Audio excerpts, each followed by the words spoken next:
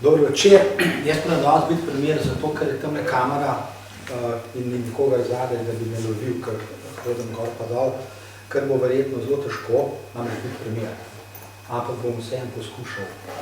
Zdaj na začetku bi rad povedal, da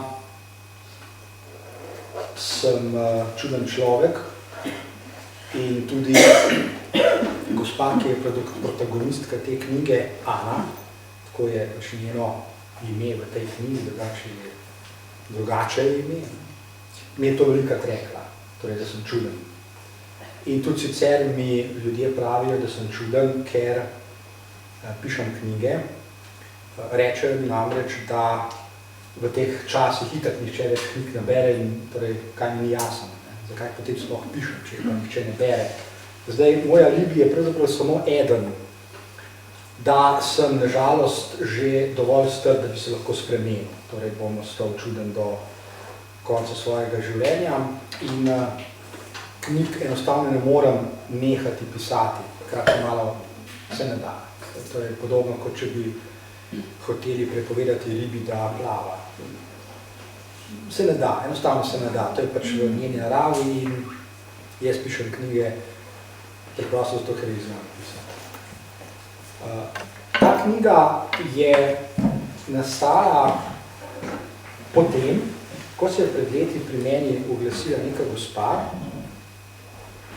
z prošnjo. V resnici ni mogla vedeti, kaj natančno želi. Ni mogla vedeti, gotovo je bil njen obisk pri meni povezan z dejstvom, ki se ga takrat seveda nisem zavedal, ker ga nisem poznal, zvedel sem ga kasneje, da so jo malo pred tem obiskom hoteli spraviti na psihiatrijo oziroma hospitalizirati. Če bi jo takrat hospitalizirali, bi bila verjetno še zdaj v kakšni bolnici. Mogoče tudi ne bi bila, v vsakem primeru bi bila polna zdravil in seveda te knjige ne bi bilo in tega večera ne bi bilo in tako naprej. Prišla je torej z željo.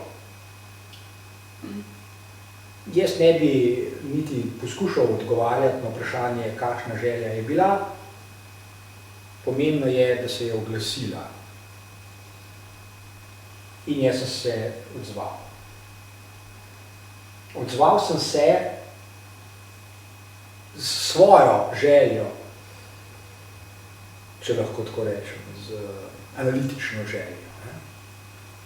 Analitik se odzove tako, da povabi tistega, ki je pač prišel na vrata, potrkati k pogovoru, govorjenju.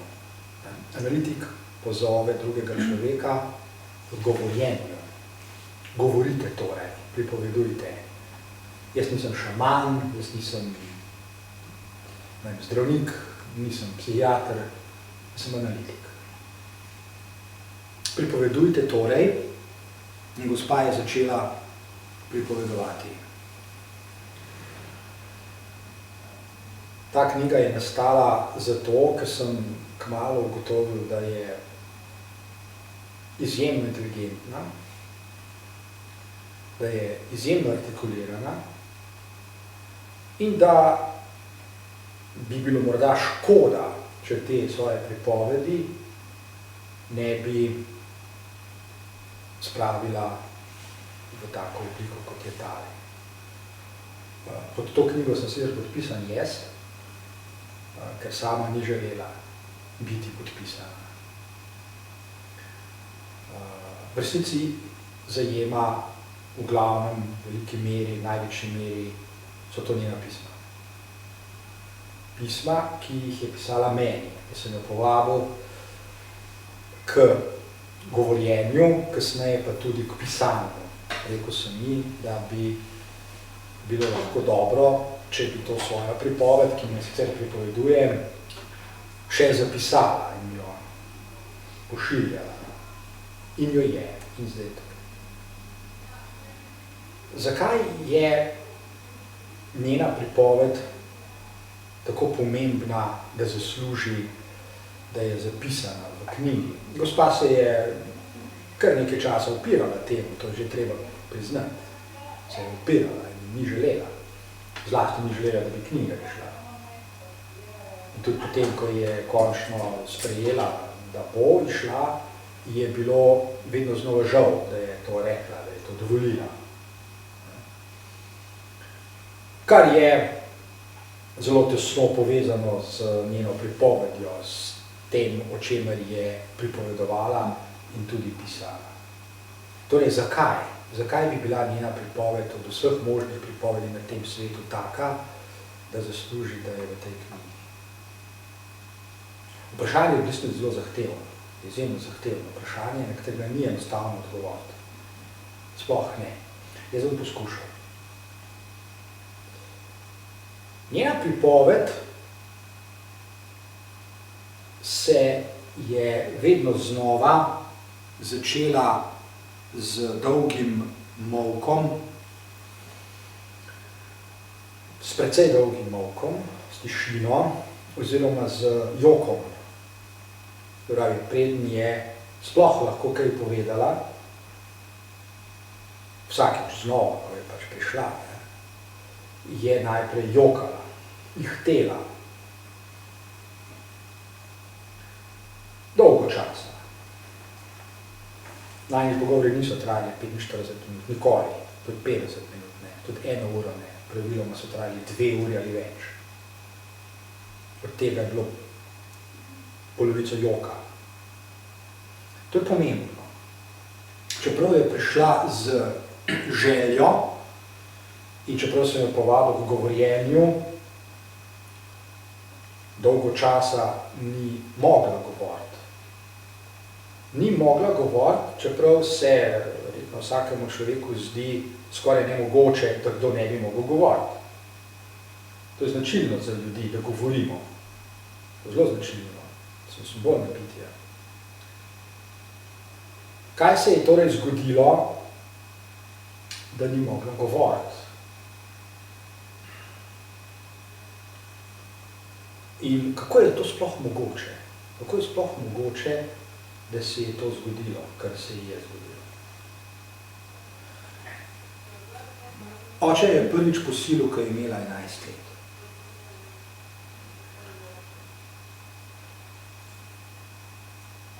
Kako je mogoče, da to nekdo naredi? Kako je mogoče, da oče to naredi svojim otrokom, oziroma svoji hčerki? To ni moralistično vprašanje, to je resno analitično vprašanje. To se dogaja. In treba je odgovoriti na vprašanje, kako je možno, da se to dogaja. Zakaj se to dogaja? Kaj se mora zgoditi v glavi človeka, da naredi kaj takega? In kakšne so posledice takega dejanja? In zakaj bi bilo vse skupaj opisano v taki knjigi? Kaj bi imel bralec od tega, da prebere knjigo, v kateri je v glavnem, kot ste rekli, groza? Torej, zakaj bi to sploh kdo napisal in zakaj bi to sploh kdo bral? To so resna vprašanja, to niso nepomembna vprašanja.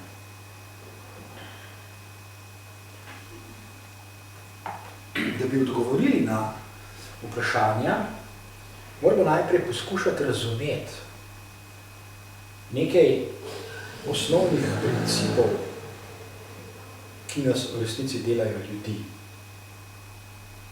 Kaj takega se namreč v živalskem svetu ne zgodi in se ne more zgoditi.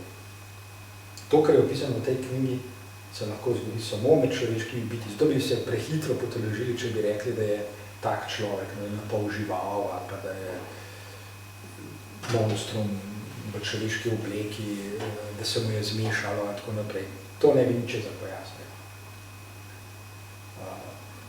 Če hočemo razumeti tako dejanje, taka dejanja, potem moramo biti zelo hladni analitiki, drugače se sami sebe ne mogočimo, da bi razumeli.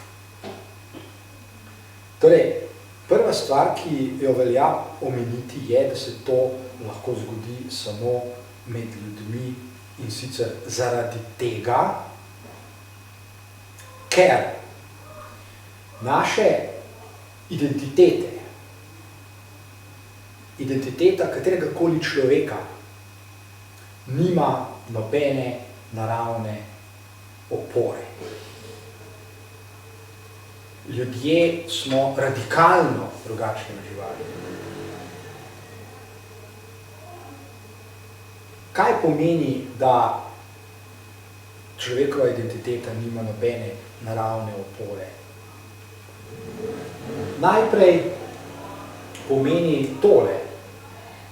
Omogočite otroku, ki se je ravnokar rodil, da bo preživel, samo prikrajšajte ga za vse medčloveške odnose.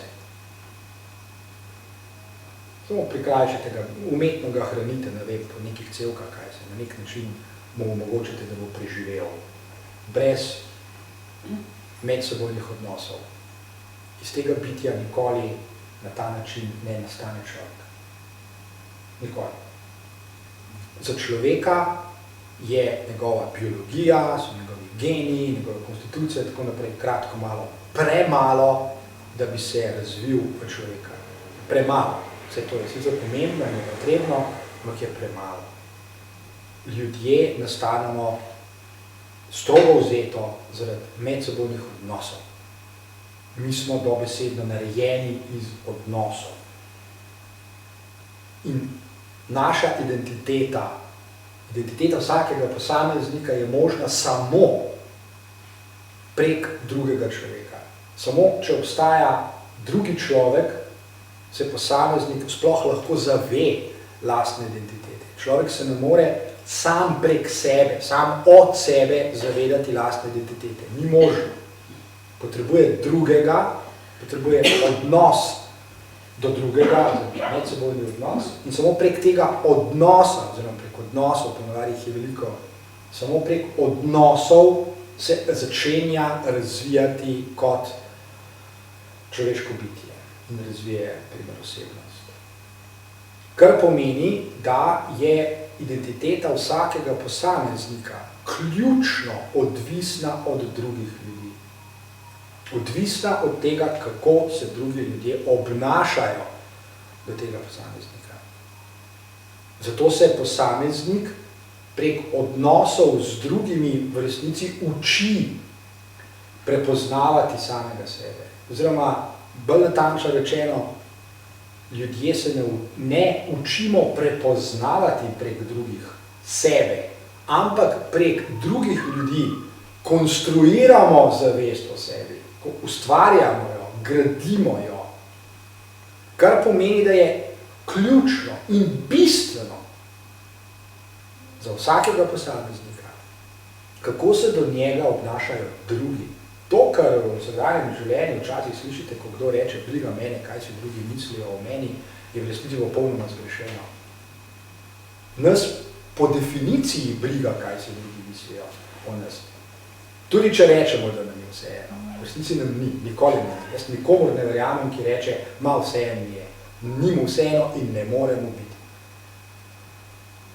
To pomeni, da so torej sporočila, če lahko tako rečem, odnosi, to, kar čutimo prek drugih, elementi, iz katerih smo narejeni. Seveda hkrati to pomeni, da je vsaka naša identiteta izjemno, ampak res izjemno krhka zadeva. Zadošča, da drugi ljudje spremenijo svoj odnos do nas za malenkost in je naša identiteta resno lahko ogrožena. Lahko spremenijo tako malo, da se sami niti ne zavedajo, da so spremenili odnos do nas. Pa to lahko dramatično vpliva na našo identiteto, na našo osebnost. Tako zelo krhko je vse skupaj in nobene naravne opore nima, nobene objektivne opore nima. Tudi če si jo kdaj predstavljamo, si mislim, da je nekaj, ne vem, v naših genih ali pa da je, naša identiteta pogojena, ne vem s čim, zaradi mene z Luninim imenami. Točno vemo, da ni tako. Da je veliko bolj pomembno, da je neprimerno bolj kot po Luninih imenah hrepenimo po drugem človeku. Hrepenimo po tem, da se do nas obnaša, da se obnašajo na take načine, da nas potrjujejo v naši identiteti, ker jo potrebujemo, namreč to potrditev, seveda tudi identiteto, jasno. Mi nenehno potrebujemo potrditve od drugih. Če bi bila naša identiteta ukoreninjena v nekih naravnih procesih, potem ne bi potrebovali, da drugi ljudje nenehno potrjujejo nas. Zdaj, to, da nas potrjujejo, seveda še zdaleč, ne pomeni nujno, da se z nami tudi strinjajo. To ne pomeni. Ljudje včasih mislijo, da je tako, pa ni. Kasneje vam bom prebral en odlomek iz enega pisma, Aninega pisma, ki ga ni v tej knjigi, ker je nastalo pred kratkim, iz pisma, ki potrjuje to, o čem zdaj ne govorim. Izjemno zanimivo pismo, izjemno, to je zelo, zelo, zelo pomembno, ne samo za njo, ampak nasploh za vsako človeško bitje. Kaj pomeni to, kar sem prej rekel, da smo dejansko eksistencialno pravzaprav, smo odvisni od potrjevanja drugih ljudi, ne glede na to, kaj to potrjevanje zdaj pomeni. Gotovo pa ne pomeni nujno, da se ljudje z mano strinjajo. Kje pa? Včasih nas celo naši sovražniki bolj potrjujejo kot naši najbližji, ker se ukvarjajo z nami. Ne? Včasih se zgodi, da so naši najbližji bolj brezbrižni do nas kot oddaljeni ljudje, ki pač pomagače nas sovražijo, saj ukvarjajo se z nami. Ne? Ni nujno, da se najbližji ljudje ukvarjajo z nami. Sploh ni nujno. Lahko da je tako, ker meni nujnosti ni, da se ukvarjajo z nami. In seveda, v tem primeru, v Aninem primeru, se začne dogajati nekaj, kar je dejansko težko pojasniti. No, ampak da bi razumeli ta dogodek, potrebujemo še en koncept. Še enega potrebujemo. Namreč, ne samo, da naša identiteta nima nobene naravne opore, da ne moramo iz nobenega naravnega elementa razviti identitete. Da zato potrebujemo v bistvu umetne prostore, umetne svetove potrebujemo, duhovne prostore, ki jih ustvarjajo naši medsebojni ljudje. Še nekaj je značilno za človeška bitja. Značilno je tudi to, da nimamo nobenega neposrednega odnosa do realnosti. To, kar mi vidimo kot realnost okrog sebe, so naše konstrukcije, so naši konstrukti.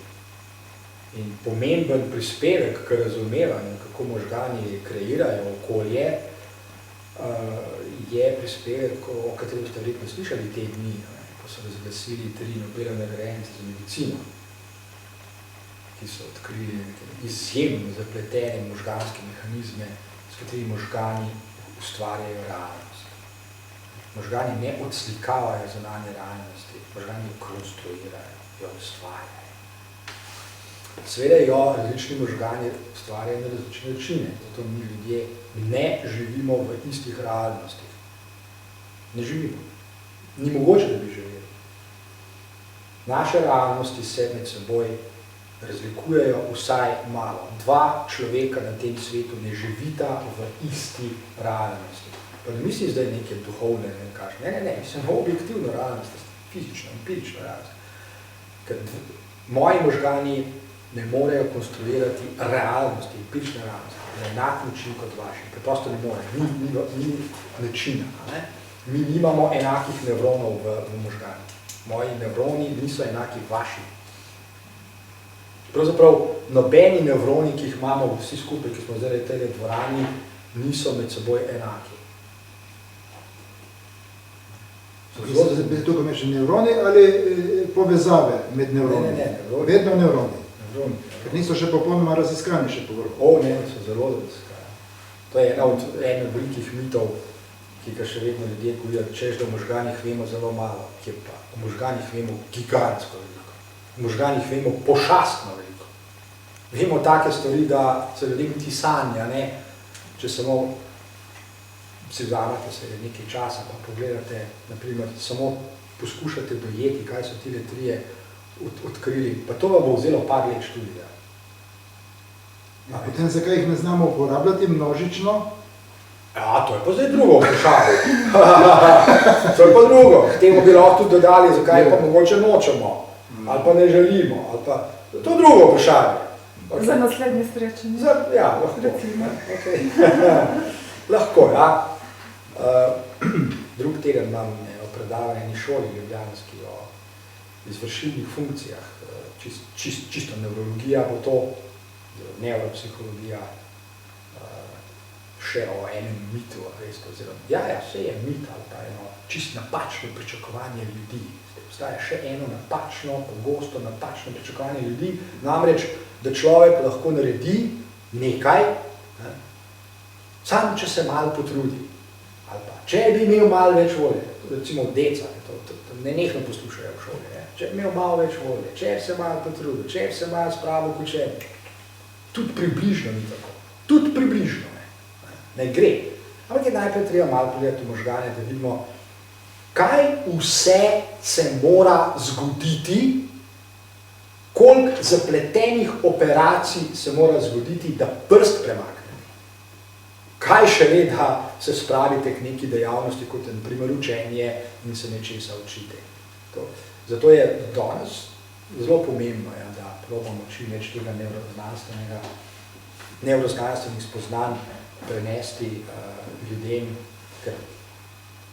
zaradi tega, ker premalo vedo, prehitro, preveliko pričakujejo.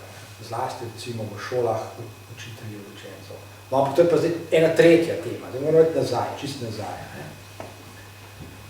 Torej, konstrukcije realnosti skupaj kot lepilo drži nekaj, kar imenuje Freud imaginarni scenarij. Mi, ljudje, spontano živimo v imaginarnih scenarijih, ki nastajajo ne samo od našega rojstva naprej, ampak še odprej, še ko smo v maternici.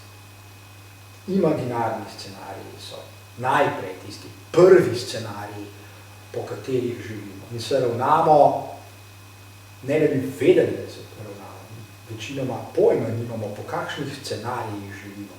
Pojma nimamo. Kakšen element sem pa tja zaslutimo, kakšnega začutimo, kakšnega morda celo za silo razumemo, večinoma pa ne. Ne razumemo. Kar pomeni, da je naše vedenje večinoma zelo, zelo avtomatizirano. O tem se lahko prepričate kadarkoli. Čist preprost preskus na to takoj pojasni. Kar boste imeli priložnost, ali to opazujte pri drugih ljudeh, ali pa sami naredite tak preskus, zastavite ljudem eno vprašanje, banalno vprašanje, katerokoli, ne vem, zakaj včeraj Slovenija premagala Švico. Ja, meni so tudi povedali, ja. Zastavite jim preprosto vprašanje in takoj boste ugotovili, da se večina ljudi obnaša tako, kot bom zdaj povedal. Ljudje so praviloma, ne čisto vsi, ampak velika večina, tako kot napete vzmeti. Samo takole narediš in že izleti iz njih nekaj. Zelo redko kdaj boste naleteli na človeka, ki bo na neko preprosto, banalno vsakdanje vprašanje odgovoril počasi, v miru in tako, da bo zraven mislil. Večina ljudi začne streljati. Pa jih lahko vprašate karkoli. Takoj bodo pohiteli z odgovor. Ja, to je zato. En tak banalen primer iz moje prakse ponazarja to. To je tudi zelo pogosto. Ljudje so polni vraževerja. Pogovarjamo se o neki deklici, zakaj se obnaša na določen način. Recimo, da je imela neke probleme, ali recimo, da je povzročala težave. In se trudimo. a veste, psihološke modele, pedagoške, ne vem katere, psihoanalitične. Kako bi zdaj pojasnili vedenje? Na kar nekdo ustreli, a ni po horoskopu, ne vem, devica. In nekdo reče, ja, je. Pravi, pa je pa vse jasno. Kaj se vi psihologi, vi pedagogi, vi vzgojitelji, vi učitelji, pa kaj se tle greste? Pa so vse jasen. No, tako približno zgleda večina konverzacij danes med ljudmi. Ljudem se zdi vse jasno. Če se ne pojasni z horoskopom, se pa z luninimi imenami. Če se pa ne s tem, se pa z nekim žblja mehanizmom, ki so ga pobrali, Bog ve kje. Je v trenutku vse jasno. In vas seveda debelo gledajo, ali pa vas razglasijo za čudaka, tako kot mene, če začnete trezno, racionalno razmišljati. Iz dogodka X sledi Y, iz Y pa nekaj tretjega. Zadeve so pojasnljive. Pojasnljive so. V našem vesolju se vse da pojasniti, ampak zato je pa treba vzeti čas. Ker pa je večina ljudi vzgojenih tako, da v glavnem ne mislijo, večina vzgojnih postopkov ne temelji na želji, potrebi ali pa celo zahtevi, da otroci mislijo. Ne temelji, nažalost. Večina vzgojnih postopkov temelji na tem, da ubogajo. Večina. In temelji na tem, da se strinjajo. In temelji na tem, da so tiho. Večina. Nisem rekel, da vsi, večina pač. In to raziskave potrjujejo, nažalost, iz dneva v dan. In večina takih otrok zraste v odrasle ljudi, ki še zmeraj ne znajo misliti. Danes pa imajo alibi, da streljajo naokrog, ker se jim zdi, da imajo pravico do svojih mnenj. Zato vam večina ljudi, tudi na resne probleme, s katerimi se srečuje v svojem življenju, zna ponuditi zgolj kakšno mnenje. Povprečnega človeka povprašajte, naj vam pojasni svoje mnenje. Naj vam vzročno, posledično pojasni svoje mnenje. Ne zna. Ljudje znajo mnenja, ki jih imajo, zgolj ponavljati. Ne znajo jih pa misliti. Ta dogodek, o katerem govorimo v tej knjigi, je tesno povezan z imaginarnimi scenariji, ki sicer tvorijo konstrukcije realnosti, v katerih ljudje pač doživljajo nek pomen, smisel, se obnašajo na svoje načine in tako dalje. Imaginarni scenariji. Imaginarni scenariji pa pomenijo ne samo to, kar sem zdaj nakazal, predvsem vraževerje. Imaginarni scenariji predvsem pomenijo vraževerje. Ali še drugače, v imaginarnih scenarijih, skozi katere ljudje zaznavajo realnost, so ljudje pripravljeni verjeti tako rekoč, kar hočete. Da se razumemo. In zakaj bo šla? Hannah Arendt zelo jasno pove, ker so ljudje zmožni. Sledite mi, zelo tančno govorim, ljudje so zmožni v določenem trenutku nehati misliti. In samo še sledijo. In če zdaj gledate tiste, ki pa so jim sledili, Hitler, Goebbels, Himmler in tako naprej, berite njihove tekste, oni so mislili 100 na uro, saj mi treba Mein Kampf v roko vzeti, pa prebrati za Boga, ne samo pljuvati po Hitlerju. Če hočemo razumeti. Jaz nikogar ne zagovarjam, mislim, da to bi pa moralo biti jasno. Moja naloga je, da razumem. Da razumem, da lahko to povem še komu, da to razumemo in da se morda pa potem res ne bo zgodilo še enkrat. Se pravi, najprej moramo razumeti. Sam ten stavek, kjer šerifi zmagujejo, je običajno nizka volilna udeležba. Ok, a to velja za Izolo? Mislim, neko splošno možno je, možnost, to čisto možno. Ampak, dobro, to je še ena zgodba. Ok, pa ja. Mislim, in se ne da... Tako malo nastavlja, vse je v redu, vse imamo Je taka prispodoba, ki je predvsem temeljena ne v vseh primerih. Ok, No, zdaj pa poglejmo še na ta dogodek. Ne z njegovega vidika, njegovega smo se zdaj dotaknili. Če bi bil on zdaj tukaj, seveda to ne more se zgoditi, ampak če bi bil, trdim, pa me lahko, ne morate me, no, ampak ajde, teoretično bi me lahko celo preverili, trdim, če bi on zdaj tukaj sedel in bi tole poslušal, bi razglasil mene za idiota. Bi se pojma nimaš. On je še vedno prepričan, da je to, kar je delal, v redu. Trdim, kakor hočete. In bi razglasil mene za bedaka, ki pojma nima. Zakaj on to sploh naredil, ki nič ne razumemo in tako dalje, bi vam bil pripravljen, morda bil pripravljen, ne vem, tako zgodbo povedati. In pojasniti do najmanjšega detajla. Govorimo o imaginarnih scenarijih. Okay. Zdaj pa pogledamo z njenega zornega. Ampak vzdrževanje takega mišljenja in zlo je pa njega zelo veliko koštalo energijo. To sem prej rekel.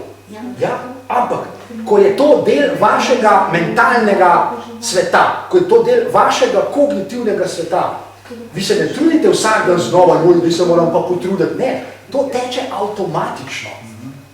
Seveda je napor potreben, ampak vsi mi imamo, rekel, za svoje delovanje na voljo določeno energijo, ki jo nenehno porabljamo. Vse tega se ne zavedamo.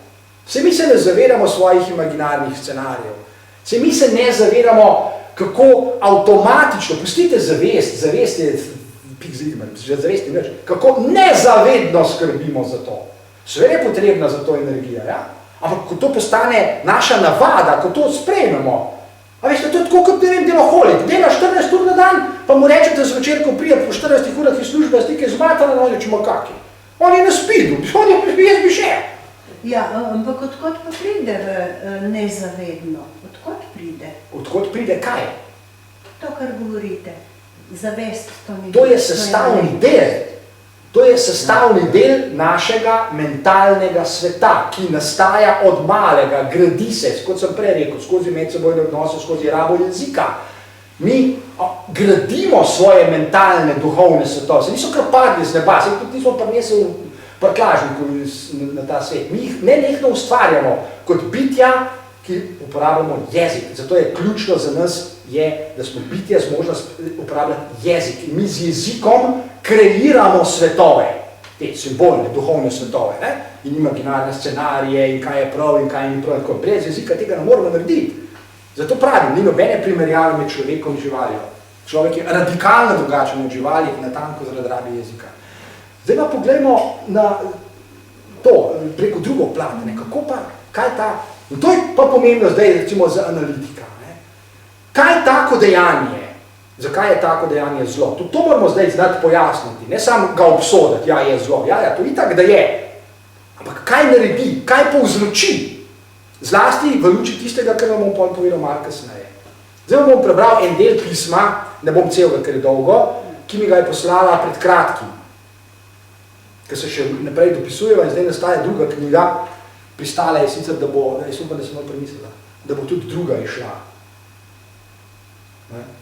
Šla bo druga knjiga, v kateri se pa ene stvari dogaja, ki so pa še bolj grozne od te. Okay. To je še zdaj pol zgodbe, veste, kar je v tej knjigi. To sem danes povedal. A se nadaljuje? Ja. Vse. Čeprav je že odrasla? Ne, zgodba se nadaljuje. Ampak v tem stilu, da je oče še vedno poseduje? Ne, v drugem, v enem še bolj groznem. Ne, v enem bolj groznem. Torej, ona piše. Misel, da si zares želiš živeti, pride šele v trenutku, ko verjameš, da boš umrl in ne ve, kako sem preživela. Nisem si želela živeti, pa sem se vendarle borila za to, da preživim. Pravzaprav ne vem, kaj govorim, ker ne vem, če sem se borila ali sem zgolj preživela to, kar bi tako ali tako vsakdo. Težko pišem o tem. V tem trenutku bi rabila tisti objem, o katerem sva zadnjič govorila. Želela bi si ga, ničesar pa ne bi naredila za to, da bi se uresničil, ker se vas, to sem jaz, v tem smislu bojim. Držal me je za roko in v umivalnik natočil vodo. Dokler se ni zgodilo, nisem vedela, da se bo zgodilo. Bila sem naivna in neumna, vendar se nikakor nisem mogla predstavljati, da se lahko kaj takšnega sploh zgodi. Ko me je prijel za glavo in mi jo potisnil v vodo, ko nisem imela časa niti toliko, da bi zajela sapo, kar sem vedno kasneje storila, če sem lahko, če sem imela dovolj časa, ker sem bila vedno v joku in v prošnjah, da naj tega ne naredi. Tudi 100-krat prosim, ni bilo dovolj, da tega ne bi storil. Tudi 100-krat ne bi bilo dovolj. Ni me slišal. Ko veš, da ne moreš storiti čisto ničesar, da bi spremenil dogodke, za katere veš, da se bodo zgodili. Ko sem jokala, pa sem hkrati vedela, da ne smem, ker mi bo zato pod vodo še težje zdržati. Čeprav sploh nisem verjela, da bom zdržala. In kot pod vodo želiš samo eno, da bi prišel ven, in ko čutiš, da če se še tako trudiš, nič ne moreš narediti, da bi se nehalo. Ko me je dvignil in sem začutila, da lahko diham, tudi jokati nisem mogla. Tako močno sem si želela dihati, da nisem mogla misliti na nič drugega. Včasih je to ponavljal. In če sem vmes jokala, je bilo to najhujše, kar sem lahko naredila. V trenutku, ko sem imela glavo spet pod vodo, za mene svet sploh ni več obstajal. Nisem vedela za nič. Nič nisem razmišljala. Moja edina želja je bila, da se neha, da spet diham in hkrati, da umrem. Ko me je dvignil, nekde na to kolikokrat je ponovil, me je objel in dovolil, da se zjokam, on pa me je tolažil in govoril, da sem na varnem. To sem hotel ilustrirati. O tem sem prej govoril. On točno ve, kaj dela, vendar v njegovi glavi, v njegovi konstrukciji realnosti je to prav. V naši ni, v njegovi pa je. Vse, kar sem do zdaj hotel povedati v tej uri je, da je to možno. To je eden od načinov, kako lahko človek konstruira realnost tako, da je v njem, to, kar je za nekoga drugega zlo, čisto prav. Oziroma, ne samo, da je čisto prav, on se zdaj čisto na koncu v tem stavku obnaša kot prijeten, prijazen oče, ki tolaži svojo hčerko in trdi, da je na varnem, jo objame, potem jo bo peljal še ne vem kam že, kupil sladoled, tortico in tako naprej. Mogo do zadnjega diha prepričan, da je to. O tem govorim, iskreno, ne tisto, zdaj on blefira, on je monstrum, nas smo vse za norce, ne, se tudi mi nismo naumni. On je iskreno in do konca globoko v sebi prepričan, da je to v redu, da ni nič narobe. Da je dolgoročen. Tako je. In njegova percepcija, veste, tle bi zdaj vstopila neuroznanost, ampak pustimo, ne, tudi nimamo tle, da bi vam kaj pokazali. Njegova percepcija, on vidi, fizično vidi, to zdaj ni metafora, dejanje na ta način, da je v redu. On ga vidi kot takega. On v bistvu ustvari eno situacijo, iz katere potem njo rešuje oziroma... Tako je, tako, kot oče. Lej, prid k meni, te bom objel, jaz te imam rad, jaz sem tvoj oče, sečeno jaz tega naredil, kdo pa bo, očetje to delamo, bla, bla, bla. On je sposoben roman napisati za Boga. In spet, ne, če bi lahko bi naredili preizkus, pa ga ne moramo, so ga že drugi naredili. Ne? To je tisto, kar je za nas najtežje sprejeti. Jaz se tega zavedam, saj sem psiholog za Boga že vse življenje, se vem, če jim govorim. Ne? Namreč, kaj bi bilo najhuje? Recimo, da on napiše ta roman, ne? In se ne podpiše. In da izpustimo samo nekatera dejstva. Človek bi ga prebral, pa bi rekel, mislim, pa to je fulom dober oče. Nekatera dejstva bi izpustili. Celotna njegova zgodba, razen nekaterih detajlov, je diht, ne, je konsistentna. To sem naredil zato, ker iz tega sledi ono, to se pojasni z onim in tako naprej. On ni, ne vem, na pol nor človek, ki ga nekaj vprašate, pa sam debelo v vas gleda tisto, pa se reba, da utrga samo je, da je šus v glavo. Ne. Seveda obstaja še veliko bolj inteligentni ljudje, da se razumem, vse smo brali zgodbe, Fritzli in tako dalje. Obstaja še veliko bolj inteligentni psihopati, recimo, ki so napisali tudi svoje zgodbe. Saj mogoče imate kakšno v knjižnici, lahko berete in vam grejo lesje gor, ampak moramo ustrajati pred tem, mi se moramo prebiti skozi to zgodbo. Gospa je hodila k meni nekaj let zaradi tega. Ampak zdaj pa, da še eno svetlo povem, ne, kakšen je zdaj končni namen. Ne? Ampak nekaj bi vas vprašala. A je to bilo to dejanje, o katerem se zdaj bral, a je to bilo absolutno njegovo, ali je bila mogoče kakšna spodbuda tudi z njene strani, da se to lahko sploh? Aha, no to je tisto vprašanje, ki sem ga kar čakal. Mogoče še dobro sem vprašal, ker sem prej nekaj povedal, da moram povedati, pa zdaj ne bom tega bral, pa najprej to povedal. Ja, ta gospa Ana, ona je bila od samega začetka sveto prepričana, da je za vse skupaj kriva ona. Zanjo ni bilo nobenega dvoma. Za vse to sem kriva jaz. Najprej kriva sem, ker se mu nisem uprla, ker ga nisem ugriznila ali uščipala ali ne vem, kaj je že naredila, torej jaz sem kriva. Seveda obstaja še globlji način razmišljanja, še globlji, ki se ga vi dotikate. Otroci imajo praviloma občutek krivde, da so oni z nečim spodbudili in to je tisto najbolj perverzno, s čimer se tudi skušajo izvleči razni teh zločinci. Ne? Vse tudi veste, da je pri posilstvu ponavadi enako. Ne? Je že kaj namigana, je imela že kiklo preveč mini ali pa kaj takaj. Vse je v resnici hotla. Ne? Zdaj, seveda, jaz, če mene vprašate, take ljudi v glavno samo še ustrelim v glavo, ker jim ni pomoči. Ne, ni. Če je kakšno sveto pravilo, potem je tole. Otrok je absolutno nedolžen. To je zločinsko dejanje, kar je naredil tale človek, to je zločinsko dejanje, ki absolutno nima opravičila. Da se razumemo. Jaz ga pojasnjujem, ne opravičujem. Opravičila ga ni, ker je povezano z prestopanjem neke meje, ki je sicer tabu. Določene meje ne prestopimo in amen. Konc. Od tukaj naprej, kdor mi sam še eno besedo hoče povedati, zasluži šus v glavo. Otrok je absolutno nedolžen. Celo v primeru, pa povejmo eno zgodbo, eno luštno zgodbo. Ne? V muslimanskem svetu se dogaja, ne? Tam imajo moški tudi, vse jaz mislim, da je krščanske kaj drugače, ampak recimo imajo tudi večkrat te zgodbe, ne? Ženske morajo biti popolnoma pokrite in tako naprej, morajo hoditi po svetu, da ne bodo provocirali teh moških. Odgovor na vprašanje, ne, zakaj morajo biti pokrite, je ponavadi ravno ta, ne? Da, ne vem, ne bojo moški dobili kakšnih vzpodbud, bolj kaj je v črnem, bolj kaj je vse zaprto, in tako naprej. Lari fari, mater, to je šele moški šovinizem. Ne? Kaj ti? Če moški ni sposoben brzdati svojih, ne vem, impulzov ob eni ženski, pa magar, če je gola, potem ima on probleme, ne ona. Dobro, ona jih ima tudi kasneje, če pač navali na njo, ampak najprej jih ima on. Ne? Najprej jih ima on. Torej, ko smo prej govorili, ne? Za človeška bitja sem rekel čisto na začetku. Nobene opore v naravnem svetu ni. Vse opore in vse meje so umetno konstruirane. Vseh meja, vseh cenzur, vsega se naučimo.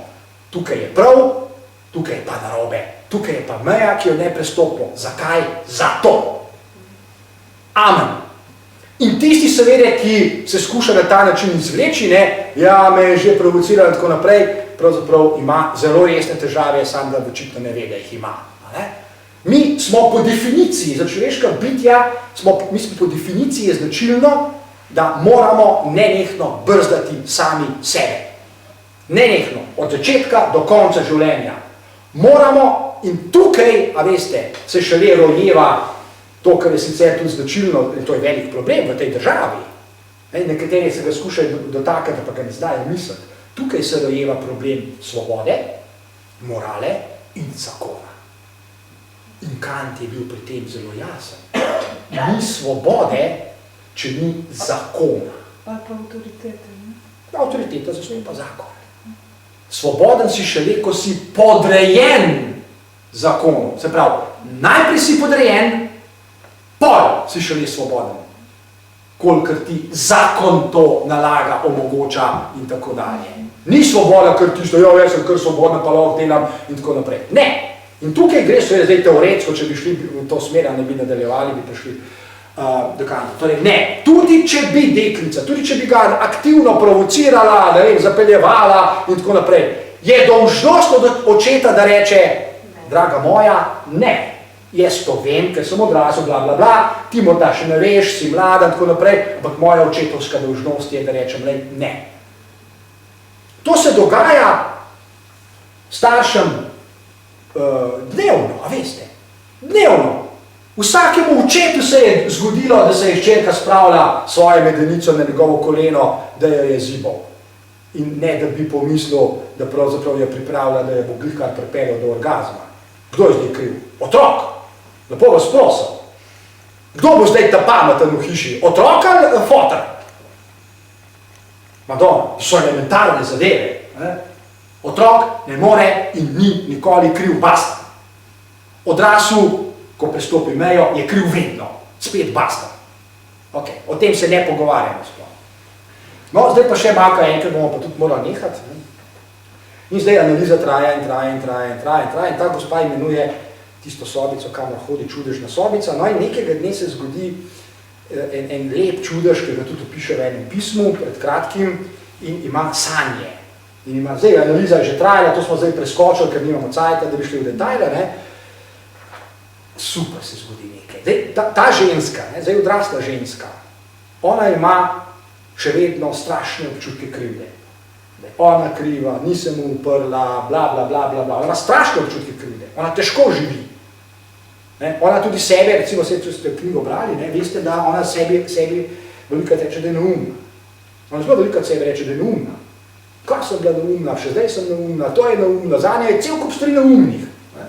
Kot da je to zdaj neumnost, kot da je bila ona neumna in jo je oče posilil, ali kaj že. Ne?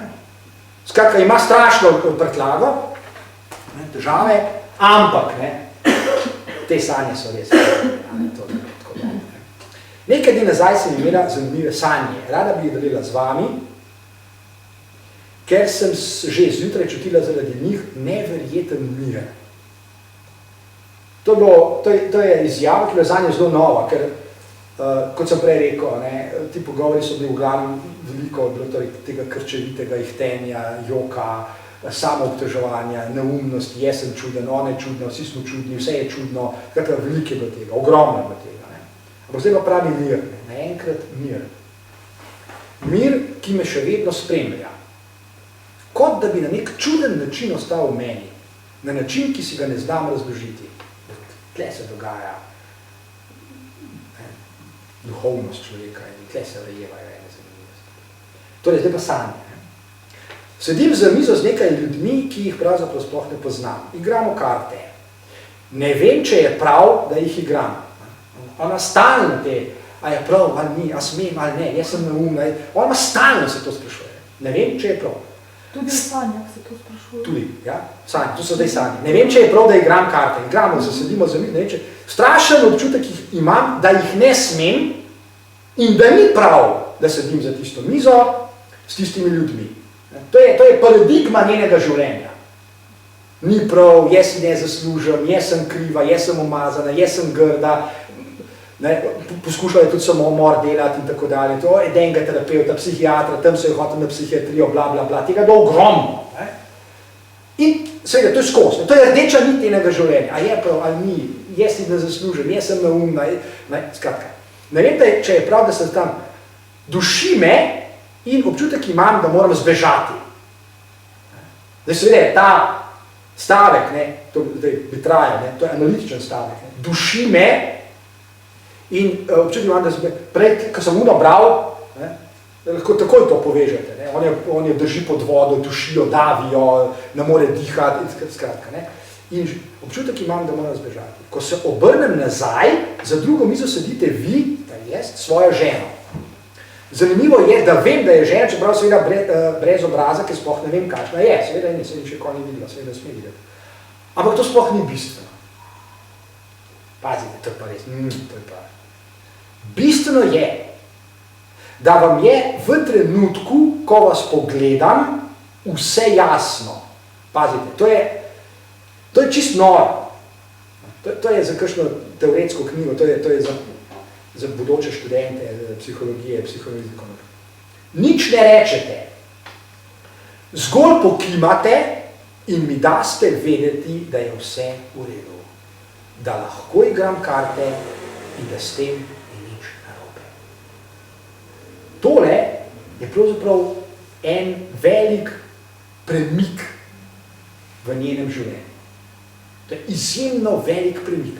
In to je tisto, kar želimo doseči v analizi. To je tisto, kar se imenuje pomagajte mi, oziroma ja, vam bom pomagal. Vam bom pomagal kaj, kje, kako, na kakšen način. Kaj je tisto, in spet izhajam iz tega, o čemer sem na začetku govoril, kar pa je vendarle, kljub tako strašnim izkušnjam, možno narediti. Kljub strašnemu trpljenju, strašnemu ponižanju.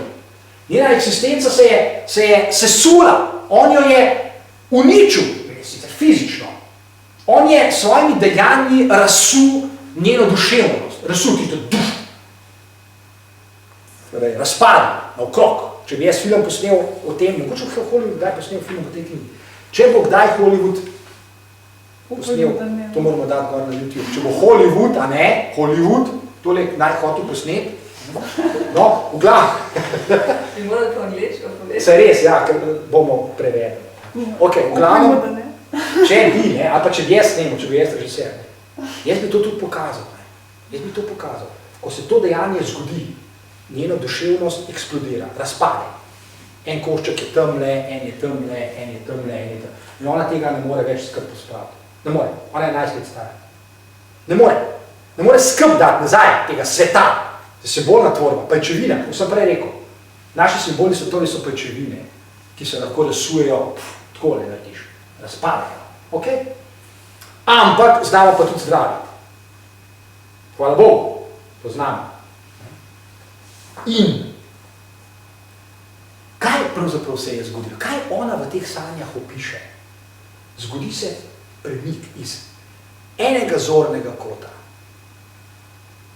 Mi, ljudje, gledamo v svet, če bi znočkaj poenostavil, iz enega zornega kota, iz svojega, vsak je svojega.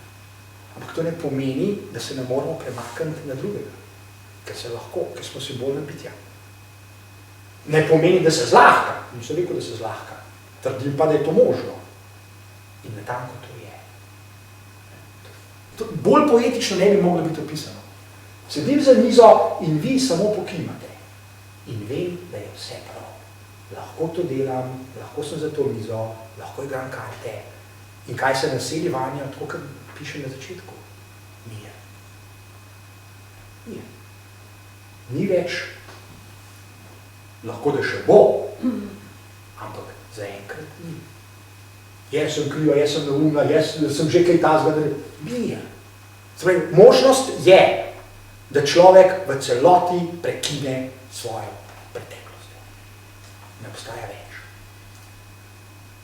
Ker ni fizična, ne, tisto, kot sem prej govoril, narava, genij, ne vem, to bomo vse želeli imeli samo. Ne, to je pomembnejše. Naši svetovi so simbolni in možno je tudi z njimi prekiniti. Tako kot je možno prekiniti s tem očetom, ne odpustiti, ker ste na 100 stopnici, na 100, to so se videla tudi pogovarjala z njo. Ta pa bo tja še deleč. Ta mir je možen, je trajen ali je mir samo dokler ste vi poleg? Ne. Ta mir je možen, je trajen in bo trajen. Tudi ko mene že zdavne ne bo, bo še vedno ta mir. O tem so se tudi pogovarjala, ali je možno odpustiti. In sem mi pokazal, mislim, da sem mi pokazal, ali pa sem mi sam rekel, no, ne vem, zdaj se nas spomnim natančno, obstaja ena knjiga, ki je napisal Jacques Derrida, francoski filozof pokojni, fenomenalna knjiga o odpuščanju. Super knjiga, filozofska razprava o odpuščanju. In se pa položil počasno odpuščanje. Veste, obstaja paradoks odpuščanja. Prvič, odpusti lahko samo tisti, ki mu je bilo zelo storjeno. Ampak veste, kaj pa najbolj pomembno? To je pa ena najglobljih resnic človekovega obstoja. Ena najglobljih resnic je, in tisti, ki pa to zmore, je pa res nekaj naredil v življenju. Človek, ki mu je bilo storjeno zlo, lahko odpusti tistemu, ki mu je zlo storil, ampak, pravi Derrida, in jaz se z njim strinjam, človek lahko odpusti šele takrat, ko se mu zdi, da absolutno ne more odpustiti. Ko pride tako daleč, da reče, mislim, ne, to se pa ne da, ne, čez to pa ne gre, natanko takrat se odpre možnost, da lahko. Ko ne prenese sam več tega. Ni nujno, da ne prenese, lahko je, ni pa nujno, ni nujno, da ne prenese, ne? To je lahko čist, a veste, racionalistična ugotovitev, ne? Tej barabi, da bi jaz tudi, ne, da si zamislite zdaj recimo kakšnega Juda, da reče Hitlerju, da jaz, a ste nori, mislim, a ste totalno poblazneli, da jaz Hitlerju odpustim, trdim, da je vendarle to mogoče. Odpuščanje ni. Ja, zdaj se pa s tabo strinjam, ja, lej, okej, no ti odpustim, greva na empir. Ne, jaz te še zmeram sovražim do konca. Ti še zmeram moj absolutni sovražnik, želim, da se cveš v peklo, kar hočete. Pa vendar na neki simbolni ravni je to možno. Ta gesta je možna. Človeška bitja to zmoremo. Če je na enem koncu možnost, da človeško bitje stori drugemu absolutno zlo, je na drugem koncu možnost, da mu ta odpusti. Ampak samo, če odpusti v sebi. Ne odpusti v sebi, ne, odpustimo po definiciji drugemu. Sebi nimam kaj odpustiti, saj nisem jaz naredil zla. Odpustim tistemu, ki me je storil zlo. Ja, seveda, kaj počem sebi odpustiti? Ja, pa imajo zamero, to pa je v sebi. Ne. Sam akt odpuščanja je tisti. To je moja gesta. S tem, ko jaz nekomu odpustim, se jaz sam radikalno spremenim. Ni treba najprej pustim sebi, pa še njemu. Ne. To je eno dejanje, to je ena gesta. Jaz s tem dejanjem pustim neko preteklost absolutno za seboj. Zame več ne obstaja. Logično, ja. No, Tako je, tako je. Tako, ti se odvežeš, zate to več ne obstaja. In to je tisto, kar je pravzaprav najmočnejše pri človeku kot simbolnem bitju. Ne? Če bi obstajale neke narave, a si predstavljate, kakšno nemogoče življenje bi živeli, če bi sta neke empirične, naravne zadeve, ki ne moš nič narediti. Ne? To bi bilo neznosno življenje. Ne? Ravno kot simbolna bitja se lahko odrešimo, ja, še tako skrajnih dejanj, spet trdim. Ne? Ljudje so pripravljeni verjeti praktično, kar hočete. Ljudem je možno prodati čist vsako nebulozo, ki si jo izmislite. Ker so pripravljeni verjeti. Kar je seveda zelo povezano z odsotnostjo pripravljenosti na razmišljanje. Razmišljanje je naporno, razmišljanje je zahtevno, verjetje pa ni. Verjetje pa pravzaprav pomeni samo, da verjamem ti. To je zelo enostavna zadeva. Zato je možna manipulacija, zato je možno, kot so rekel, reživere, zato deluje religija, zato deluje propaganda in tako dalje in tako dalje. In tega je, kakor hočete. Znotraj imaginarnih scenarijev, naprimer tega očeta, prehitro bi se zadovoljili z razlago, če bi rekli, ja, oče je to zato naredil, ker je, ne vem, mogoče je bil sam žrtev nasilja, mogoče je bil tako vzgojen ali pa kaj podobnega. To bi bilo prehitro. Ni tako. Znotraj imaginarnih scenarijev imajo ključno vlogo predstave posameznika, tistega, ki pač živi tak scenarij, predstave, kaj je dovoljeno in kaj ni. To je ključno. In spet, vzgoja otrok v glavnem temelji na tem, da starši poskušajo naučiti otroke, kaj je prav in kaj je narobe. Seveda, tak način vzgajanja je skrajno problematičen, ker svet ni narejen tako, da je nekaj prav ali pa narobe. Malo stvari je prav ali pa narobe. Malo. Poštevanka je recimo taka. Tam je prav ali pa ni. Večina stvari v naših vsakdanjih življenjih pa ni prav ali pa narobe. Večina stvari je takih, da jih je mogoče misliti na x načinov. Torej, mogoče jih je misliti. In tisto, kar je najbolj zahtevno pri tem, je, da imajo ljudje, ki se z nami ne strinjajo, ki imajo pač drugačno mnenje o nečem, tudi svojo logiko, da zastopajo svojo logiko, tudi če jo ne poznajo. Naprimer, ljudje, kot sem prej rekel, če bi zdaj tukaj nekdo omenil besedo, recimo Hitler, verjetno takoj planili svojimi mnenji, kako bi Hitler nor in zmešan in unem, psihopati in tako naprej. S tem ne bi pojasnili ničesar. Tisti, ki berete za misli, kot je prej gospa omenila, se mogoče spomnite in prepoznate, sem par dni nazaj naredil zelo droben preskus. Zelo droben preskus. Prevedel sem en člančič iz neke revije o vzgoji otrok. In sem prepričan, da je bilo veliko bralcev, ko so tisto prebrali, zadovoljnih, češ, wow, to je pa dobro napisal. Članek je iz neke nacistične revije, ki je išla leta 1937.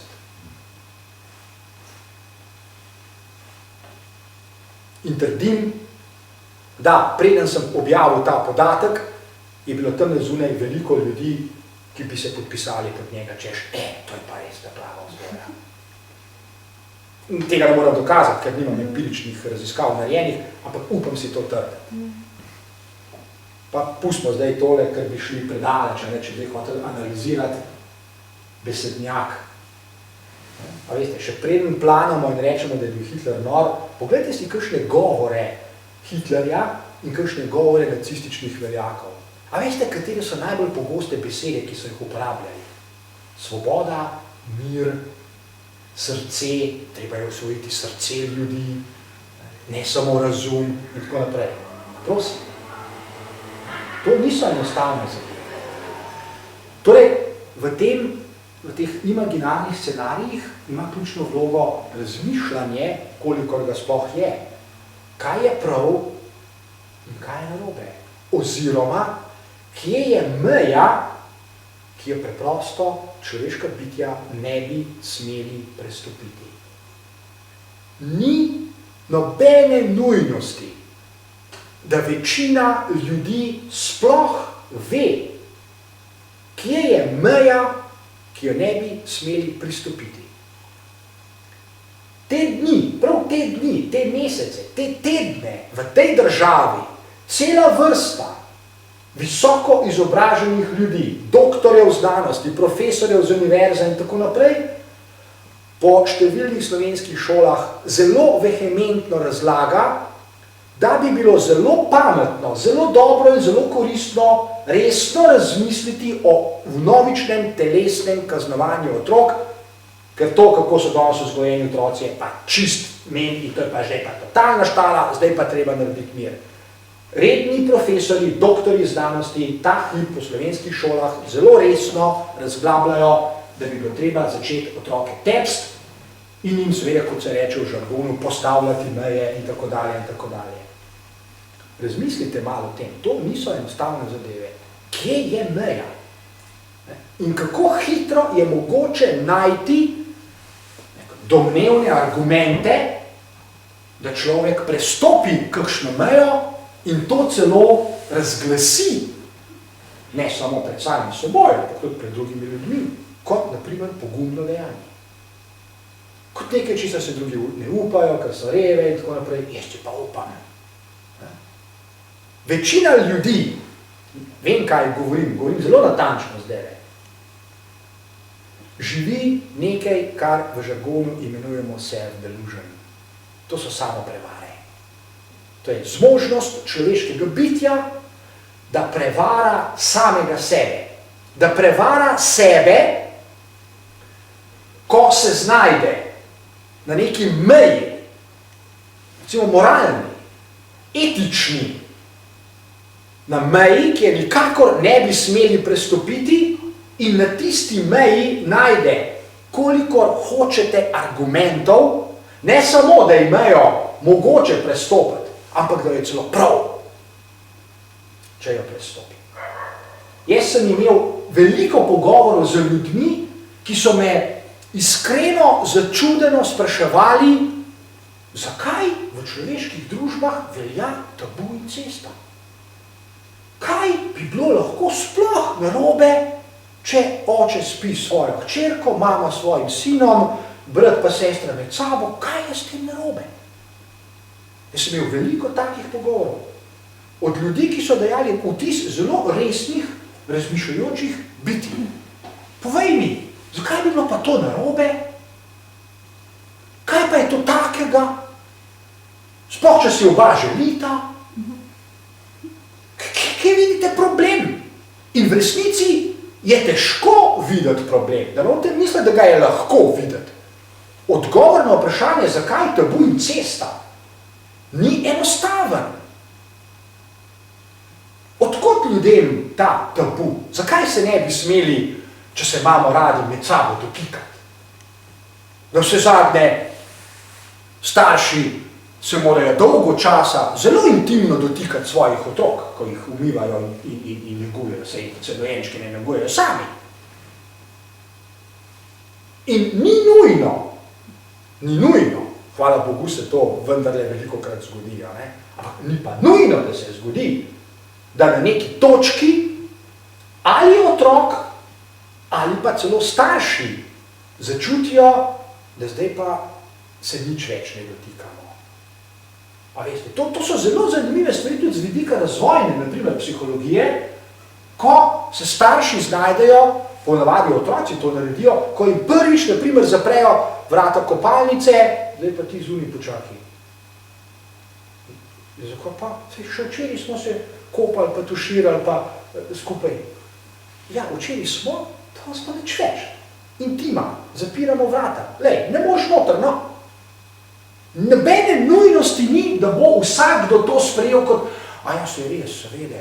Ni nujno, da bo vsak, recimo starš, odrasel človek, tudi začutil, tudi če razumsko to sprejme, da bo začutil, pismo, ja, pa res, to ni prav, ne. Ni nujno. Se pravi, veliko stvari se mora zgoditi zopet, ker smo simbolna bitja, da človek ugradi v svojo konstrukcijo realnosti, naprimer tabu incesta. Prepoved, da je cela vrsta, ne samo incest, ampak cela vrsta stvari med nami takih, da so preprosto prepovedane. Da so meje, ki jih ne smemo prestopati. Veste, danes je vprašanje, ki ga postavljajo tudi pedagogi in drugi, kako postavljati meje mladim. Pravzaprav v nekem smislu je bizarno. Meje bi morale biti že inherentne konstrukcijam realnosti. Mi smo se znašli v enem zelo norem svetu danes. V zelo norem svetu. Mi živimo, zdaj hočeš, nočeš, objektivno živimo v svetu, v katerem določene meje postopoma izginjajo. Jih ni. Mi prenesemo v vsakdanjem življenju vedno več zla. Češ, saj se dogaja tam nekje daleč. Ne vem, koliko se vi zavedate, da recimo že pol leta traja vojna v Ukrajini. Zdaj, ko ni jih vsak dan več na televiziji, se zdi, kot da je postala del vsakdanjega življenja. A vojna, a je v Ukrajini, a to tam ne čez, a veste, tle je Slovenija, pol je Madžarska, pa je pa Ukrajina. A ja, to ni nekje daleč v Afriki, a je tam ne vojna, a res, a vojna je, ja, vsak dan. Ne? In tako dalje, in tako dalje. Zlo je inherentno našemu vsakdanjemu življenju. Zlo ni nekje na varnem tam zunaj ali pa tam daleč. Ni. Zlo se neprestano dogaja pred našimi očmi in samo velik mentalni napor je potreben prvič, da ga sploh prepoznamo, da sploh odkrijemo, da je nekaj zlo. In drugič, seveda, da zberemo dovolj moči, dovolj poguma, dovolj moralnih in ne vem katerih principov v sebi prepoznamo, da se mu upremo. Da ne rečemo, briga mene, pa pač pogledamo stran. Zanikanje, to, kar je Freud imenoval zanikanje, je danes neprimerno bolj integralni del naših življenj, kot si mi želimo priznati. Zanikanje. Me ne briga, me ne zanima, tega sploh nisem videl, o tem sploh ne razmišljam, pa ne želim razmišljati in tako dalje.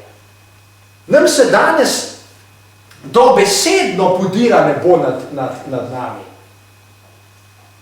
Ampak imate tamle zunaj skeptikov, tako imenovanih skeptikov, saj pojma nimajo, ampak ljudje, ki so avtomatično skeptiki, češ podnebne spremembe so si malo izmislili, ali pa ne, to je, ne vem, zarota socialistov, ne, to je, ne vem, to so že kakšne korporacije podkupile znanstve. Tamle jih je kakor hočete. Ljudje stojijo, ne vem, po zimi do kolen v snegu, ne, in penijo čez znanstvenike, kakšno globalno segrevanje, poglej, pol metra snega tukaj. Ne. Toliko daleč smo, ne, da je ogromno brezbrižnosti in ogromno zla, inherentno del našega vsakdanjega življenja. In zato papež mirne duše prizna v nekem govoru pred časom, ne, da je določen procent celo pedofilov med duhovniki, ja, jih pač je. Dobro, ni čisto redo, ja, bomo naredili neko komisijo, da jih bomo preganjali in tako naprej, ampak s tem, če je papež priznal določen procent, kaj najverjetno dvakrat več, ali pa še večkrat več, kot ga on prizna. To je sistemski del življenja.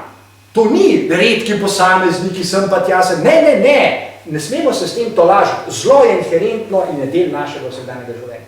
In seveda, od tukaj pa dejansko manjka samo malo, da si zlasti seveda za zaprtimi vrati domov in tako dalje, človek, ko je sam, ko ni nikogar, recimo, ko je, ne vem, sam svojo 11-letno hčerko, preprosto dovoli, ne zato, ker je monstrum, ker se mi potolažali, zato, ker je pošast, zato, ker ne, lahko da je, ne, pa nobene nujnosti, da je, da si preprosto dovoli prestopati eno mejo, kaj pa je to tazga? Mi kot simbolna bitja, ne vem, kako se to ljudje zavedajo.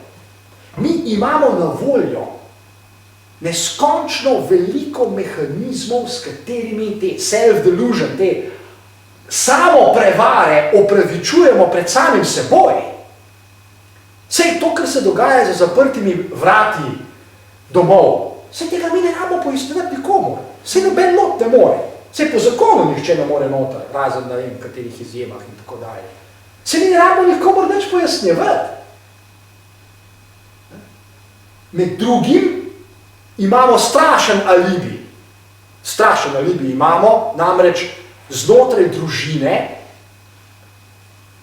je praviloma večji del članov te družine takih, da bodo tiho. Ljudje izjemno redko kaj povedo. O zlu, ki se dogaja, izjemno redko in izjemno dolgo časa mora trajati, da povedo, kaj se dogaja. In v resnici nimamo nikakršnega vpogleda, da statistike so sam približne, nikakršnega vpogleda, koliko zla se dogaja za zaprtimi vrati. Pa ni treba, da je to, ne vem, kako brutalno zlo. Ni treba, da je. Zlo je že to, da je človek tiho, čeprav ve, kje je meja med wrong in right. To je že zlo dejanje. Tisti, ki je tiho, je že storil zlo dejanje. Čeprav sem je, kaj so pa jaz naredil?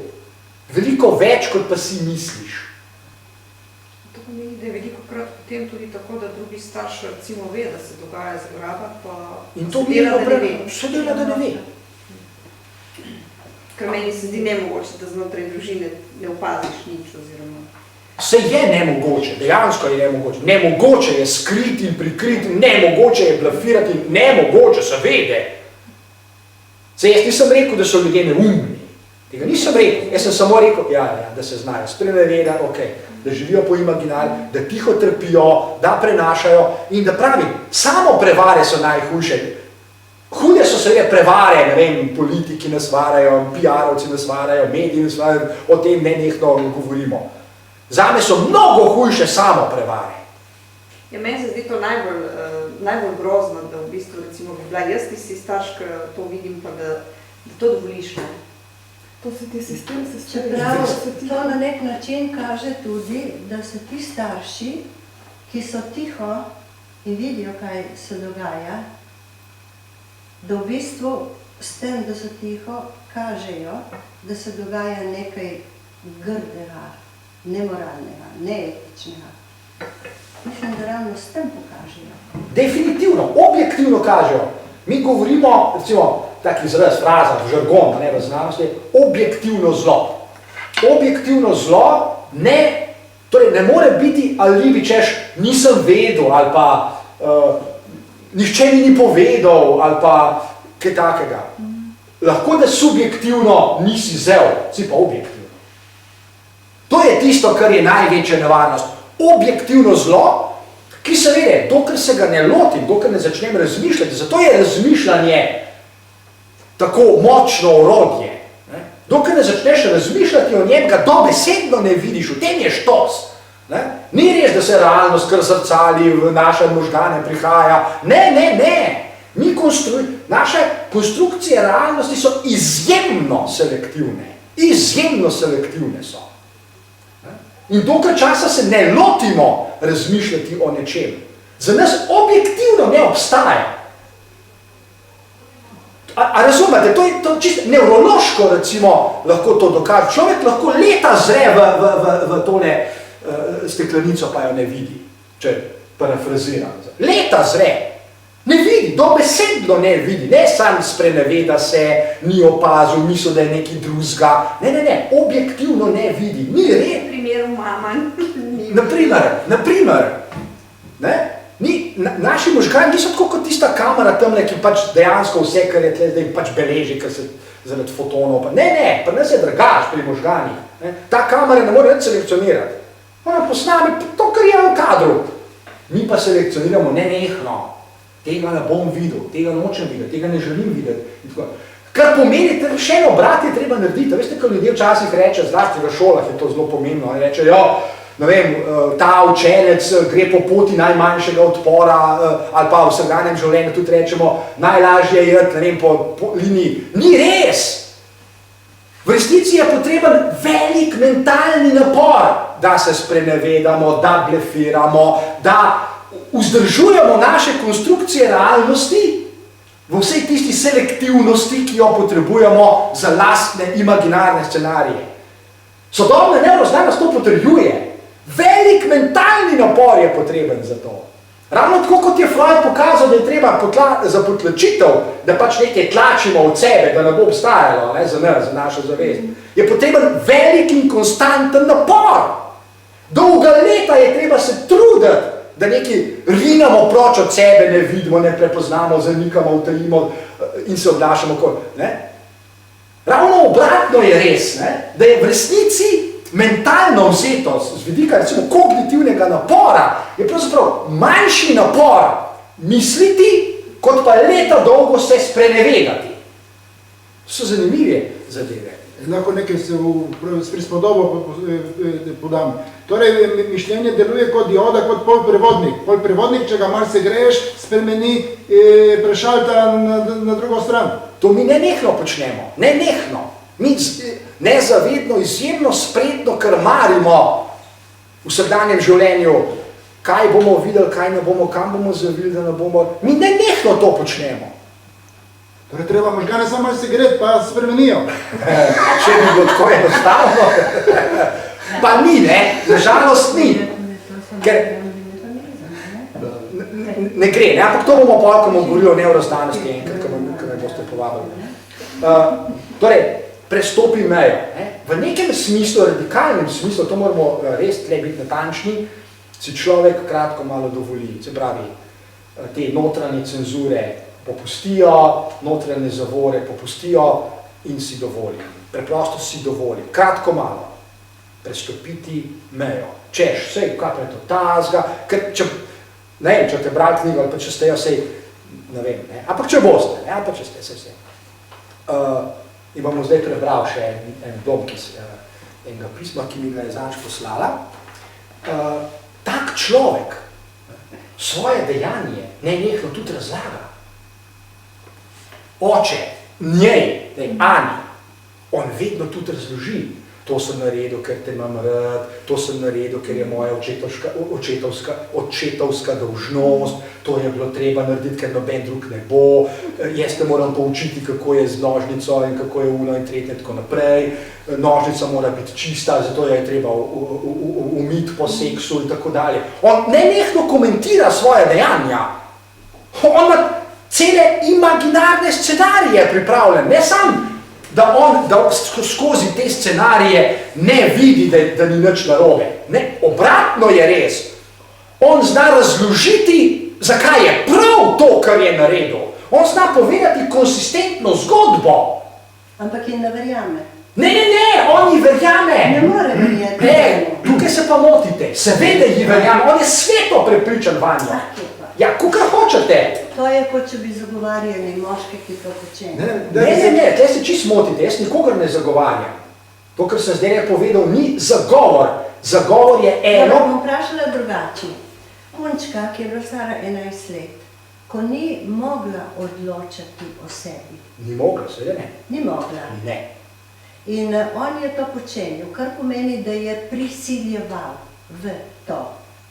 Prisiljeval je, seveda, to je nasilno dejanje. To je nasilno dejanje. Tako je. In tukaj ne more biti nobene tiste njegove obrazložitve, zakaj to počenja, iz kakšne ljubezni. Ne, tle se pa popolnoma motite. Ni res, mi ljudje to nenehno počnemo. Mi nenehno prevečujemo svoje dejanja. Počnemo to zavestno in vemo, da lažemo in vemo, da smo licemerci in hinavci in kaj se kaj. Pozabite zavest, zavest je takle delček naše duševnosti. Zavest nima nič pri tem. Pa sploh ni nič narobe, pa ni grešil. Ne, vse je narobe. Ne, čakajte, zdaj boste delati z njegovimi učmi. Ne, vi delate ključno napako, logično. Vi presojate njegovo dejanje s svojimi učmi, zato vam ne gre skupaj. Čigaveni pa. Ja, se v tem je štos, mi se moramo potruditi skozi njegove, drugače ne moramo tega razumeti. Ja, ampak če se jaz potrudim skozi njegove oči, pa spet ne morem moje oči toliko zamegliti, da ne bi razumela tega početja. Lahko. Lahko se potrudite, seveda lahko. Lahko, ker imate to možnost. Vaši možgani to zmorejo. Kot možnosti je? Glejte, še enkrat. Vsako dejanje vsakega človeka ima logiko. Ni kar padlo z neba, puf. Ni, ima logiko in to logiko lahko razumemo. Lahko jo pojasnimo, če se potrudimo. Jaz, vi, kdorkoli. O tem govorim. Kaj pa, če bi ta deklica imela 5 ali 6 let, bi tudi bila obrazložitev lahko takšna? Seveda. Ja, kako pa? Pojasnjujemo njegovo vedenje. Tole bo padlo, če spustim na tla, zato, ker Newtonovi zakoni pravijo bla, bla, bla, bla, bla. Tukaj pa enako. Človek je naredil dejanje X zato, ker je imel take scenarije, ker je imel uno, ker je imel take vrednote, bla, bla, bla, ker je bil tako vzgojen, 1000 dejavnikov je, ampak zato pa imamo znanost, ki se ji reče psihoanaliza, naprimer, ki to zna misliti. In v končni fazi, če gospa pride k meni, zdaj, tista želja, ki jo prej nisem hotel do konca artikulirati, seveda, ta želja je želja po pomoči. Kaj? A zdaj vi mislite, da je moja pomoč ta, da skupaj z njo, ne vem, se pritožujem čez njenega očeta? Ne. Moja dolžnost je, da to pojasnim. Če jaz tega nisem sposoben pojasniti, gospa reče, ja, gre pa k drugmu. In kaj pa je namen vašega pojasnila? Kaj je pomen? Kaj je namen? A to, da ona očetu odpusti, ali kaj? Počas. Vi delate salto morda, počas, zdaj smo še na prvi stopnici, nekaj na 100 skočati. Počas, gospa. Kaj je moj namen? Počas. Imamo še cajt, ne, sem kam mudi, petek zvečer je, easy, sem prej rekel, ne tako, ka struna una strelja pa tisto. Počas, okej. Lahko je zdaj samo me vprašanje, ali je v tem primeru šlo za konspirativno igro asociacij? Kaj pa to je, tega izraza pa jaz ne razumem? To je, ko... Konspiracija je zarota, dobro, to razumem, ja. Ja, ko igraš si sam prepričan, da si najpametnejši, edini pravilni, edini nezmotljiv. Probajte misliti koncept samoprevare. Samoprevara, to ni koncept, ki so se ga psihologi izmislili, ker niso nekaj drugega početi. Samoprevara je zmožnost človeškega bitja, da vara samega sebe in seveda iskreno verjame v tisto, kar počne. In vi poskušate za abstraktno empatijo to razložiti. Ne za abstraktno empatijo, je zelo konkretno. Ne, je prav, samo je super, po mojem, je pravilno.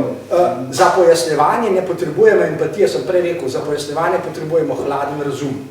Mene empatija. Empatija ima drugo vlogo. Jaz sem mislil, zato sem rekel, abstraktna inspiracija, domišljija, da deluje, da prideš do cilja. Ja, ni treba domišljije, zato imamo znanost. Jaz kar znanosti raj držim, preden gremo na domišljijo. Znanost. Znanost je zelo natančna zadeva, Newtonovi zakoni, ok, in znamo to misliti.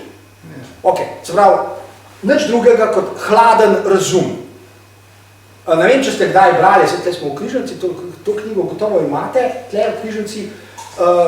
Zanimivo je brati Hannah Arendt in njena poročila iz Nürnberškega procesa. To je izjemno zanimivo brati. Tudi njo so obteževali, da zdaj ona brani naciste in jih zagovarja in tako naprej. Ma kaki? A to je malo zla, pa to. Tako je. Berite Hannah Arendt, kako ona razlaga nacistične... Glejte, nam nič ne pomaga, če tle zdaj govorimo in neki se pritožujemo čez naciste. Mi moramo znati pojasniti. In ključna zadeva, ki jo omenja Hannah Arendt, in zaradi tega seveda so jo tudi polivali pod zgnojnico in je imela grozne težave, ampak zakaj? Ker niso razumeli, oni nje, ne obratno. Namreč Hannah Arendt je natanko povedala, kako je možno tako zlo, kot je recimo holokaust. Zaradi enega norega Hitlerja prav gotov ne, dajmo biti razumni, no, za Boga. Pa zaradi unih par črnosvajčnikov, ki so bili okrog njega, tudi ne. Hannah Arendt je leta 1931, ko je živela v Berlinu, zelo jasno povedala, dragi moji, mi se Hitlerja ne bojimo niti malo. Mi se bojimo silent majority. Mi se bojimo tiste molčeče, normalne večine, ki bo šla zlahka, nekaj zlahka. To redko kdo naredi, redko kdaj se to naredi, dani mora biti specialni pogoji, bla, bla, bla. In strdim samo, da je to možno, veš drugega. Zdaj moramo pa nehati. Kaj pa ta možnost, kako je laže, ko ljudje odpuščajo takšne zločine karkoli drugim, ali ko odpuščajo sebi kakšne take grozne stvari? Je možno tudi sebi? Samo prek drugega. Človek ne more samemu sebi odpustiti brez odnosa do nekoga drugega. Zdaj se vračam na tisto, kar smo na začetku povedali. Se gre za odnos, se ne gre za krivdo. Interakcijo. Ne moramo, mi sami sebi pravzaprav ne moramo nič narediti. Vedno potrebujemo odnos do nekoga. Zdaj, je to Bog, ali je to človek, ki ga zastopa, ali je to veliki drugi. Zdaj ni važno. Mi smo narejeni z odnosom in samo odnosi delujejo. Tudi naši najbolj intimni odnosi, ki jih mi, naša zavest, prepoznavamo kot odnosi do sebe, niso nikoli zgolj odnosi do sebe. Človeška bitja smo po naravi, po definiciji vselej za nekoga. Tudi takrat, ko smo najbolj sebični in najbolj egoistični in se nam zdi, da delamo samo zase in grabimo samo zase, ni res, da delamo samo to. Vsako naše dejanje je za nekoga. Če to vemo ali pa ne. Ampak v zvezi z identiteto, ko ste prej toliko govorili o tem, ne? Kaj pa v primeru, da bi se nekdo rodil nekje izven človeške družbe? Kakšno identiteto bi pa Ne more! Kako ne more? Ne more! Nekje, da bi ga Živalstvo, vse take otroke so že našli v gozdu, je ni človek. Kako ni človek? Ne more biti, ker nimamo v seboj človeka. Mi se ne moramo človečiti, če ni drugih ljudi okrog nas. Ne more. Volčji človek, to je otrok, ki so ga našli tam 19. stoletja. Volčji človek, kako je preživel, ne vemo, a ga je neka volkulja, kaj se je medvedka, kdo ga je že dojil. On ni bil človek, ko so ga našli. In tudi ni preživel v človeški družbi. Čez nekaj let je umrl. Ni, mi smo v celoti umetna bitja. Nič človeško zarodkovnega ni v nas, da raste tako kot roža. Ni. Mi smo ustvarjeni. In ustvarjajo nas samo medsebojni odnosi in medsebojni odnosi nas tudi rušijo. Zdaj se da naredno tisto prejšnje, ne? Jeza je prevzemanje odgovornosti za napake drugih. Če potem potegneš še odpuščanje, osvobodiš sebe. In verjetno je kaj zadostuje samo intelekt, da osvobodiš sebe, ali je tudi srce? Tudi slučajno ne. Intelekt s tem sploh nič nima. Kje pa? Kaj pa? To je stvar najbolj globokih občutkov, občutenj in čustev, ki spremljajo naše temeljne predstave in ideje o eksistenci, o naši eksistenci. Do teh najbolj globokih občutkov in najbolj globokih čustev se človek redko kdaj prebije in težko se je do tega prebiti. Da se recimo v analizah, terapijah in tako naprej, takole kar, da bi človek se kar nekaj tega lotil, ki je pa. Gre za izjemno globoke občutke, ki se jih naša zavest sploh ne zaveda. Mi sploh ne vemo, dokler se tega ne lotim. Teh občutkov, dokler jih nimam, dokler jih ne doživimo na svoji koži, si sploh ne moramo predstavljati. Tako da intelekt pa s tem sploh nima nič. Srce ne, intelekt ne, javna gora, javna se zakopje. Tako jaz bi samo še to vprašala. In sicer, če je ta Ana v teh analizah predelala tudi odnos s to krvoločno materjo? To je pa druga knjiga. To je pa tisto, ki sem prej rekel. To pa druga knjiga. Upam, da nov reklam, da ne sme iziti, ker je obljubila, da bo. To je pa v drugi knjigi. Ker pravi. Ta zgodba je na nek način še hujša od te. Jo, meni je bilo to tako, če smem povedati, dva stava pa bom povedala. Ko sem brala to knjigo, dve stvari, mislim, itak je cela polna tega grozot, ne, ampak ta, v bistvu, mati jo je tako mlatila, da ko je prišel oče, ki vemo, kakšen je bil zdaj, ne, je bila to za njo odrešitev, ne, tako grozno. In druga stvar, v šoli so jo govorili, uči se, niso ji pa povedali, kako naj se uči. Ta stavek tudi jaz ne morem pozabiti iz te knjige, ne. In tako, ne. V vsem njenem otroštvu, oziroma tudi kasneje, ni bilo enega človeka, ki bi jo, pa zdaj jaz ne krivim nikogar, no, zdaj to mislim, jaz nisem moralist, ki bi jo zmogel, znal, sploh ne razumeti, pustimo, to je treba profesionalce, ampak sploh začutiti, ona stalno pri nekih psihologih, socialnih delavkah, stalno pri nekih ljudeh. Ma oni so vsi štekali, kaj se dogaja, samo so zapirali vrata, zatiskali si oči. Jaz celo dvomim, da so štekali, ampak vsaj nekaj so morali vedeti. Ja, niti niso hoteli štekati. No to je tisto prej govore, zanikanje, ignoranca, brezbrižnost, tako da niti ni bilo tega osnovnega odnosa, da bi se vzpostavil odnos do otroka, ok, prid sem, dej, povej nekaj. Nobeden ni znal vzpostaviti odnosa, tudi če so štekali. To je premalo. Mi lahko štekamo tavženkrat, pa še ne pomeni, da znamo odnos vzpostaviti. Ja, to je res, ja. Ampak ona deluje kot intelektualka. Mislim, kako je pa to uspela narediti? To je nekaj, mislim, Vida se veliko o tem pogovarjala.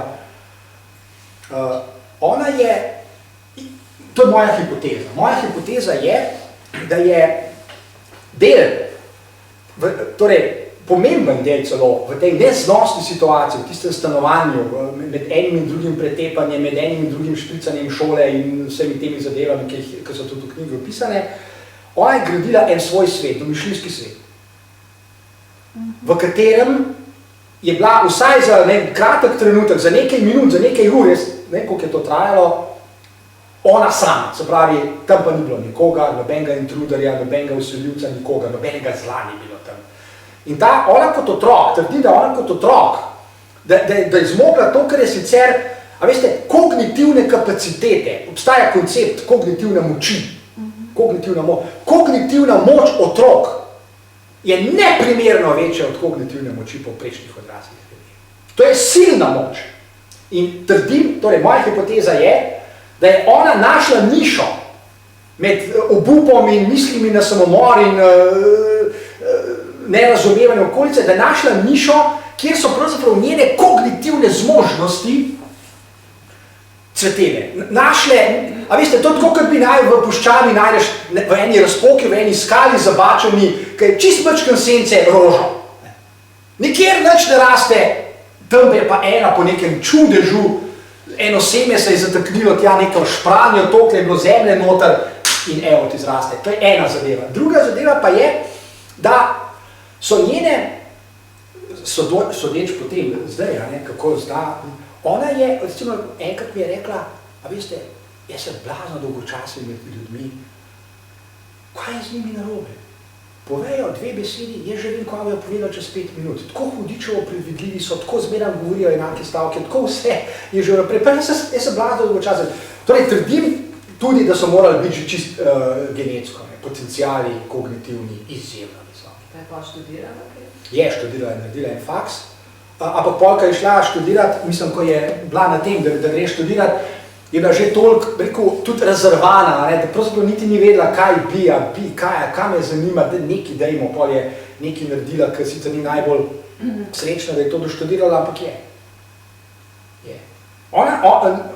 To se mi že ne parkrat rekel, v zadnji instanci, ko vse seštejamo, pa vse odštejamo, ste imeli srečo, to moramo pač preprosto priznati. Obstajale so realne možnosti, da postane, ne vem, prostitutka, da naredi samomor, da se zapije, da postane delinkvent, da... To so bile realne možnosti, ki jih mnogi otroci, nažalost, ne pol tudi... Tak duševen pritisk, tako razsutje duševnosti terja enorm napor, da sploh preživiš. Sej, ko sem tudi pisal v tem pismu, ne. Ona se je ves čas borila, pravi, vse sploh nisem hotela preživeti in the first place. Nisem si želela živeti, pazite ta stavek, ne? Nisem si želela živeti, pa sem se vendarle borila za to, da preživim. Ne? To je oksimoron. Nekaj jo je vendarle držala, tista neka zadnja nitka nekje, ki sama ni imela pojma, katera nitka za Boga mene sploh še drži, pa jo je. Ampak to zatekanje v ta domišljijski svet, to je zelo podobna zgodba tej knjigi Mož po imenu Dave. On se je tudi na ta način isto zatekal v eno domišljijo, da je preživel. V en svoj svet. To je pravzaprav pogosta strategija. Recimo otroke prepoznamo zelo hitro. Otrok v vrtcu, jaz ga prepoznam v 3 minutah, da trpi. V svojem kotu je, sam se igra, govori ni z drugim, ta otrok trpi. To je najbolj pogosta in na nek način pravzaprav je najlažji izhod iz empiričnih okoliščin, če ne gre seveda v psihozo, zlahka gre pa tudi nažalost v psihozo. Ampak če najde neko ravnovesje, domišljijski svet. Ampak meni je bilo pri tisti zgodbi recimo najbolj zanimivo to, da je celo življenje se vračal ob tem nazaj, da je mama rekla, da ga ima ravno. Sam ta stavek si je želel, nič drugega. To so te opore, ne naravne luna, geni, ne, izjave, pogledi, samo pokimali ste, pa je bilo vse, itd.